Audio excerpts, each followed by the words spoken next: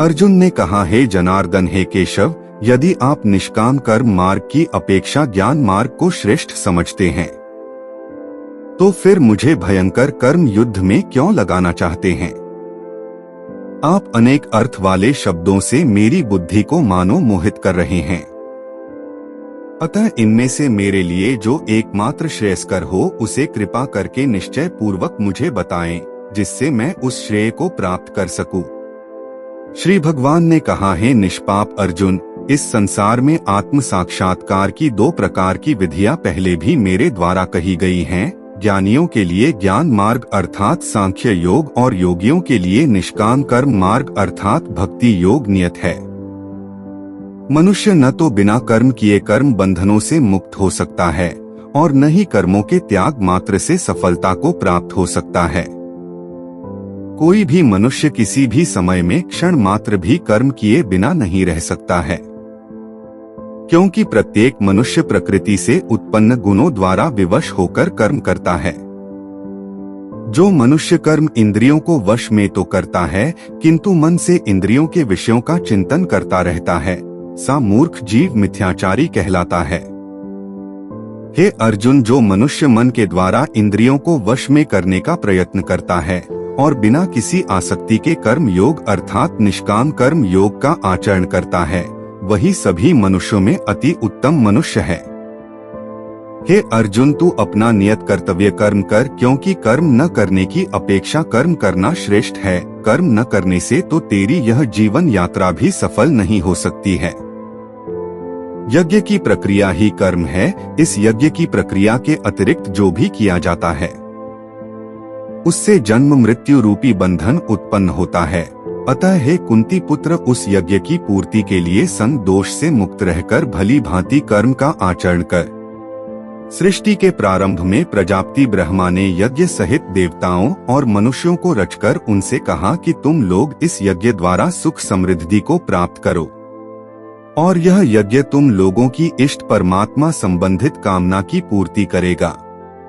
इस यज्ञ द्वारा देवताओं की उन्नति करो और वे देवता तुम लोगों की उन्नति करेंगे। इस तरह एक दूसरे की उन्नति करते हुए तुम लोग परम कल्याण परमात्मा को प्राप्त हो जाओगे।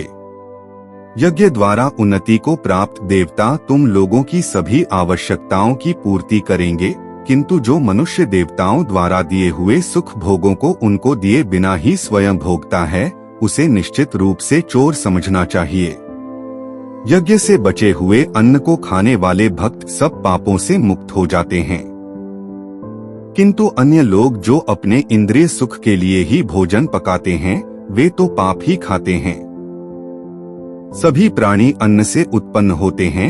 अन्न की उत्पत्ति वर्षा से होती है, वर्षा की उत्पत्ति यज्ञ संपन्न करने से होती है, और यज्ञ की उत्पत्ति नियत कर्म के करने से होती है। नियत कर्मों का विधान वेद में निहित है, और वेद को शब्द रूप से अविनाशी परमात्मा से साक्षात उत्पन्न समझना चाहिए। इसलिए सर्वव्यापी परमात्मा ब्रह्मा रूप में यज्ञ में सदा स्थित रहता है। हे पृथापुत्र, जो मनुष्य जीवन में इस प्रकार वेदों द्वारा स्थापित यज्ञ चक्र का अनुसरण नहीं करता है, वह निश्चय ही पापमय जीवन व्यतीत करता है। सा मनुष्य इंद्रियों की तुष्टि के लिए व्यर्थ ही जीता है। परंतु जो मनुष्य आत्मा में ही आनंद प्राप्त कर लेता है तथा वह अपनी आत्मा में ही पूर्ण संतुष्ट रहता है, उसके लिए कोई नियत कर्म शेष नहीं रहता है। उस महापुरुष के लिए इस संसार में न तो कर्तव्य कर्म करने की आवश्यकता रह जाती है और न ही कर्म को न करने का कोई कारण ही रहता है, तथा उसे समस्त प्राणियों में से किसी पर निर्भर रहने की आवश्यकता नहीं रहती है। अतः कर्म फल में आसक्त हुए बिना मनुष्य को अपना कर्तव्य समझकर कर्म करते रहना चाहिए, क्योंकि अनासक्त भाव से निरंतर कर्तव्य कर्म करने से मनुष्य को एक दिन परमात्मा की प्राप्ति हो जाती है। राजा जनक जैसे अन्य मनुष्यों ने भी केवल कर्तव्य कर्म करके ही परम सिद्धि को प्राप्त की है। अतः संसार के हित का विचार करते हुए भी तेरे लिए कर्म करना ही उचित है। महापुरुष जो जो आचरण करता है, सामान्य मनुष्य भी उसी का ही अनुसरण करते हैं। वह श्रेष्ठ पुरुष जो कुछ आदर्श प्रस्तुत कर देता है, समस्त संसार भी उसी का अनुसरण करने लगता है। हे पृथापुत्र, तीनों लोकों में मेरे लिए कोई भी कर्तव्य शेष नहीं है, न ही किसी वस्तु का अभाव है, न ही किसी वस्तु को प्राप्त करने की इच्छा है, फिर भी मैं कर्तव्य समझकर कर्म करने में लगा रहता हूँ। हे पार्थ, यदि मैं नियत कर्मों को सावधानी पूर्वक न करूँ तो यह निश्चित है कि सभी मनुष्य मेरे ही मार्ग का ही अनुगमन करेंगे। इसलिए यदि मैं कर्तव्य समझकर कर्म न करूं तो ये सभी लोग भ्रष्ट हो जाएंगे, तब मैं अवांछित सृष्टि की उत्पत्ति का कारण हो जाऊंगा और इस प्रकार समस्त प्राणियों को नष्ट करने वाला बन जाऊंगा। हे भरतवंशी, जिस प्रकार अज्ञानी मनुष्य फल की इच्छा से कार्य करते हैं, उसी प्रकार विद्वान मनुष्य को फल की इच्छा के बिना संसार के कल्याण के लिए कार्य करना चाहिए।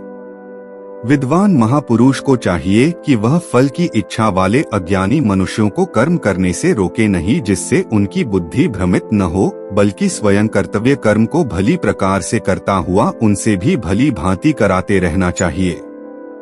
जन्म से लेकर मृत्यु तक के सभी कर्म प्रकृति के गुणों के द्वारा संपन्न किए जाते हैं। अहंकार के प्रभाव से मोहग्रस्त होकर अज्ञानी मनुष्य स्वयं को कर्ता मानने लगता है। परंतु हे महाबाहु, परमतत्व को जानने वाला महापुरुष इंद्रियों को और इंद्रियों की क्रियाशीलता को प्रकृति के गुणों के द्वारा करता हुआ मानकर कभी उनमें आसक्त नहीं होता है। माया के प्रभाव से मोहग्रस्त हुए मनुष्य सांसारिक कर्मों के प्रति आसक्त होकर कर्म में लग जाते हैं। अतः पूर्ण ज्ञानी मनुष्य को चाहिए कि वह उन मंद बुद्ध वालों को विचलित न करे। अतः हे अर्जुन, अपने सभी प्रकार के कर्तव्य कर्मों को मुझ में समर्पित करके पूर्ण आत्मज्ञान से युक्त होकर आशा, ममता और संताप का पूर्ण रूप से त्याग करके युद्ध कर। जो मनुष्य मेरे इन आदेशों का ईर्ष्या रहित होकर श्रद्धा पूर्वक अपना कर्तव्य समझकर नियमित रूप से पालन करते हैं, वे सभी कर्मफलों के बंधन से मुक्त हो जाते हैं। परंतु जो मनुष्य ईर्ष्यावश इन आदेशों का नियमित रूप से पालन नहीं करते हैं, उन्हें सभी प्रकार के ज्ञान में पूर्ण रूप से भ्रमित और सब ओर से नष्ट भ्रष्ट हुआ ही समझना चाहिए। सभी मनुष्य प्रकृति के गुणों के अधीन होकर ही कार्य करते हैं। यद्यपि तत्वदर्शी ज्ञानी भी प्रकृति के गुणों के अनुसार ही कार्य करता दिखाई देता है, तो फिर इसमें कोई किसी का निराकरण क्या कर सकता है। सभी इंद्रियां और इंद्रियों के विषयों के प्रति आसक्ति और विरक्ति नियमों के अधीन स्थित होती है। मनुष्य को इनके अधीन नहीं होना चाहिए, क्योंकि दोनों ही आत्म साक्षात्कार के पथ में अवरोध उत्पन्न करने वाले हैं। दूसरों के कर्तव्य को भली भांति अनुसरण करने की अपेक्षा अपना कर्तव्य पाल को दोषपूर्ण ढंग से करना भी अधिक कल्याणकारी होता है। दूसरे के कर्तव्य का अनुसरण करने से भय उत्पन्न होता है। अपने कर्तव्य का पालन करते हुए मरना भी श्रेयस्कर होता है। अर्जुन ने कहा, है वृष्णवंशी मनुष्य न चाहते हुए भी किसकी प्रेरणा से पाप कर्म करता है, यद्यपि सा लगता है कि उसे बलपूर्वक पाप कर्म के लिए प्रेरित किया जा रहा है। श्री भगवान ने कहा, इसका कारण रजोगुण से उत्पन्न होने वाले काम और क्रोध बड़े पापी है। तू इन्हें ही इस संसार में अग्नि के समान कभी न तृप्त होने वाले महान शत्रु समझ। जिस प्रकार धुएं से अग्नि और धूल से दर्पण ढक जाता है, तथा जिस प्रकार गर्भाशय से गर्भ ढका रहता है, उसी प्रकार कामनाओं से ज्ञान ढका रहता है। हे कुंती पुत्र, इस प्रकार शुद्ध चेतन स्वरूप जीवात्मा का ज्ञान कामना रूपी नित्य शत्रु द्वारा ढका रहता है, जो कभी भी तुष्ट न होने वाली अग्नि की तरह जलता रहता है। इंद्रिया, मन और बुद्धि कामनाओं के निवास स्थान होते हैं। इनके द्वारा कामनाएं ज्ञान को आच्छादित करके जीवात्मा को मोहग्रस्त कर देती हैं। अतः हे भरतवंशियों में श्रेष्ठ, तू प्रारंभ में ही इंद्रियों को वश में करके और आत्मज्ञान और आत्म साक्षात्कार में बाधा उत्पन्न करने वाली इन महान पापी कामनाओं का ही बलपूर्वक समाप्त कर। हे अर्जुन, इस जड़ पदार्थ शरीर की अपेक्षा इंद्रियां श्रेष्ठ है, इंद्रियों की अपेक्षा मन श्रेष्ठ है, मन की अपेक्षा बुद्धि श्रेष्ठ है, और जो बुद्धि से भी श्रेष्ठ है तो वही सर्वश्रेष्ठ शुद्ध स्वरूप आत्मा है। इस प्रकार हे महाबाहु अर्जुन, स्वयं को मन और बुद्धि से श्रेष्ठ आत्मा रूप समझकर बुद्धि के द्वारा मन को स्थिर करके तू कामनाओं रूपी दुर्जय शत्रुओं को मार।